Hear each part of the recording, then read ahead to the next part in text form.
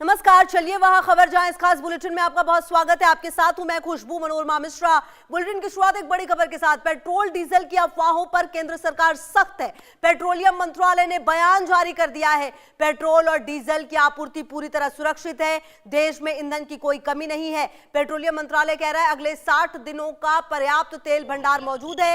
LPG cylinder की किल्लत सिर्फ एक अफवाह है। भ्रम फैलाने वालों पर सख्त कानूनी कार्रवाई होगी, कह दिया गया है। जी हां, आपको बता दें, देश में पेट्रोल, डीजल और एलपीजी सिलेंडर की किल्लत को लेकर फैल रही अफवाहों पर केंद्र सरकार ने सख्त रुख अपनाया है। पेट्रोलियम मंत्रालय ने साफ किया है कि भारत में ईंधन का भंडार पूरी तरह सुरक्षित है और सप्लाई में कोई कमी नहीं है। मंत्रालय ने उन भ्रामक सूचनाओं और सोशल मीडिया का वीडियोस का खंडन किया है जिसमें केवल 6 दिनों का स्टॉक होने का दावा किया जा रहा है।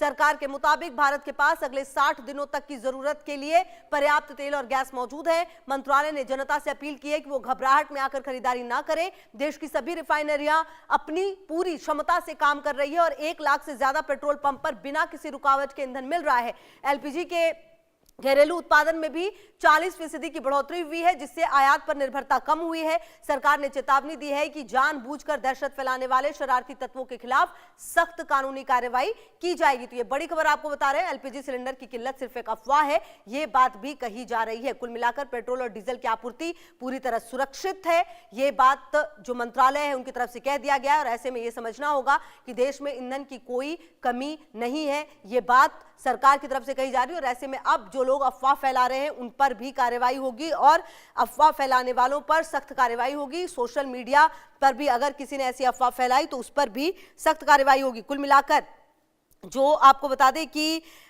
इतने दिनों से ये पूरी स्थिति को करने की और बनाने की कोशिश की गई, उस कोशिश को अब सरकार की तरफ से क्लियर कह दिया गया है कि पेट्रोल और डीजल की आपूर्ति पूरी तरह से सुरक्षित है। और साथ ही साथ आपको ये बता दें कि देश में ईंधन की कोई कमी नहीं है, ये बात भी कह दी गई है।